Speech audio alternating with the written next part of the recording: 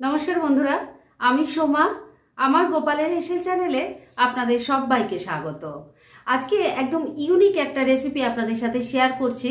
যেদিন বাড়িতে বাজারটা ঠিকঠাক মতো না থাকবে বা একঘেয়ে সবজি খেতে ভালো লাগবে না, সেদিন কিন্তু আমার আজকের এই রেসিপিটা ট্রাই করতে পারেন, খেতে খুব ভালো লাগবে।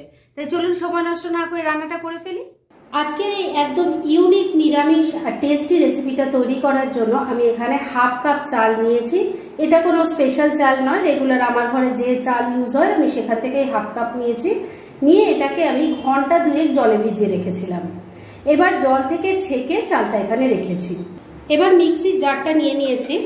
এর মধ্যে আমি জলে ভেজানো যে চালটা ছিল সেটা দিয়ে দিচ্ছি। পুরো চালটা দিয়ে দিয়েছি। এবার এর মধ্যে দিয়ে দিচ্ছি আলুর টুকরো। আমি দুটো মিডিয়াম সাইজের আলু নিয়েছি। এটা কিন্তু কাঁচা আলু, খোসাটা ছাড়িয়ে এভাবে টুকরো করে নিয়েছি। এর মধ্যে অল্প একটু নুন দিয়ে দিচ্ছি। এবার এটার মধ্যে কোনো রকম জল অ্যাড করা যাবে না, জল ছাড়াই আমি এটা বেটে নেব। আলুর মধ্যে যে ময়েশ্চারটা আছে সেটা দিয়ে কিন্তু এটা খুব ভালোভাবে বাটা হয়ে যাবে। তাহলে এই কাজটা করে নিয়ে আমি ফিরে আসছি। চাল আর কাঁচা আলুটা দেখুন সুন্দরভাবে বাটা হয়ে গেছে। এবার একটা ছোট প্লেট নিয়ে নিয়েছি, এর মধ্যে একটু অয়েল ব্রাশ করে নিয়েছি।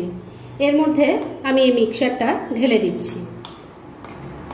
সমস্ত মিক্সচারটা প্লেটের মধ্যে ঢেলে দিয়েছি। এবার এটাকে একটু ওপরের সারফেসটা ঠিক করে নিচ্ছি। এবার এই প্লেটটাকে কিছুক্ষণের জন্য এক সাইডে রাখছি আর নেক্সট স্টেপের দিকে এগোচ্ছি।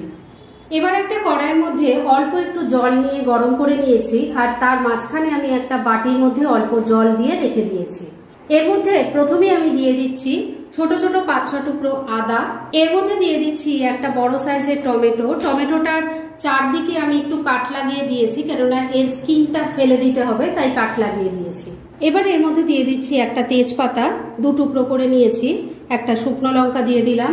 দিয়ে দিচ্ছি গোটা গরম মশলা, তার মধ্যে আছে 2-3টে এলাচ, 2-3টে লবঙ্গ আর একটা ছোট দারচিনি। এবার আলু আর চালের মিক্সচারটা যেটা প্লেটের মধ্যে রেখেছিলাম সেটা এই বাটির ওপর বসিয়ে দিলাম। এবার একটা ঢাকনা দিয়ে এটাকে স্টিমে বসিয়ে রাখবো 8 থেকে 10 মিনিট। আর এই সময় ফ্লেমটাকে লো আর মিডিয়ামের মাঝামাঝি রাখবো। এতে কি হবে, চাল আর আলুর মিক্সচারটা ভালো করে স্টিম হয়ে যাবে আর নিচের বাটিতে আমি যে মশলাগুলো নিয়েছি সেগুলো ভালো করে সেদ্ধ হয়ে যাবে আর তারপর সেটার মশলাটা তৈরি করা যাবে। এবার আমি ঢাকা দিয়ে দিলাম আর এটা তৈরি হোক, তারপর ফিরে আসছি। মিনিট 10 স্টিম করে নিয়েছি। এবার ঢাকা তুলছি। এবার প্রথমেই প্লেটটাকে নামিয়ে ঠান্ডা করে নিচ্ছি। গ্যাসটা বন্ধ করে দিলাম আর এই বাটিটাকেও নামিয়ে নিচ্ছি। এই বাটির মশলাগুলো সমস্ত ঠান্ডা হলে এটা বেটে নেব। মশলাটা তৈরি করে রেখে দিয়েছি। এবার মূল রান্নাটা করার জন্য কড়াইয়ের মধ্যে তেল গরম করে নিয়েছি। এর মধ্যে প্রথমেই দিয়ে দিচ্ছি অল্প গোটা জিরে, দিয়ে দিচ্ছি অল্প একটু কাসুরি মেথি। এবার একটু ফ্রাই করে নিচ্ছি। এবার এর মধ্যে বয়েল করে নেওয়া সেই মশলাটা আমি বেটে নিয়েছি, এবার সেটা দিয়ে দিচ্ছি। এর মধ্যে কিছু গুঁড়ো মশলা দিয়ে দিচ্ছি।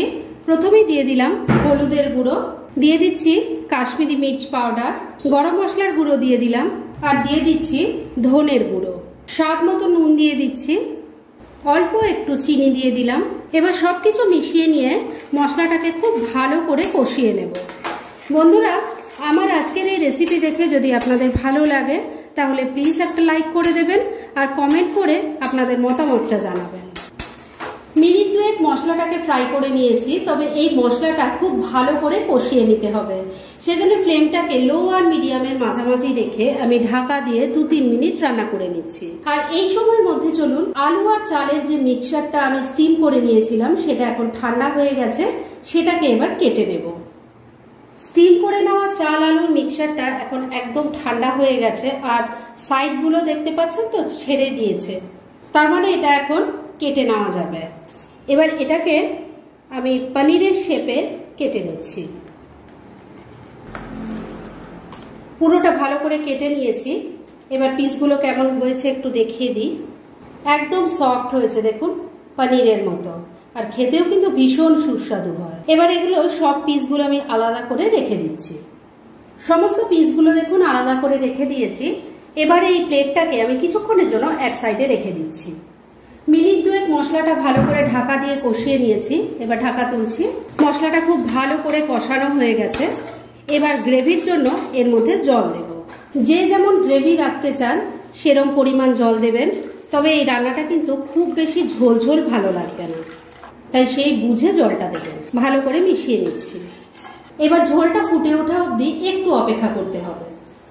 ঝোলটা ভালো করে ফুটে উঠেছে।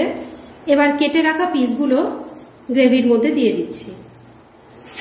এটা আপনারা ভাত দিয়ে খান বা রুটি দিয়ে, খেতে কিন্তু ভীষণ ভালো লাগবে। আর কাউকে না বলে দিলে বুঝতেই পারবেন না যে এটা কি দিয়ে বা কিভাবে তৈরি করেছেন। এবার গ্রেভির সাথে একটু ভালো করে মিশিয়ে নিচ্ছি। এবার ফ্লেমটাকে লো আর মিডিয়ামের মাঝামাঝি রেখে আমি ঢাকা দিয়ে 3-4 মিনিট রান্না করে নিচ্ছি। মিনিট 3 রান্নাটা হয়ে গেছে। ঢাকা তুলছি। রান্নাটা কিন্তু আমার রেডি হয়ে গেছে। এবার শুধু ওপর থেকে একটু ধনে পাতা কুচি ছড়িয়ে দিচ্ছি, মিশিয়ে নিচ্ছি। ধনে পাতাটা ভালো করে মিশিয়ে নিয়েছি। রান্না আমার একদম রেডি। গ্যাসটা বন্ধ করে দিলাম।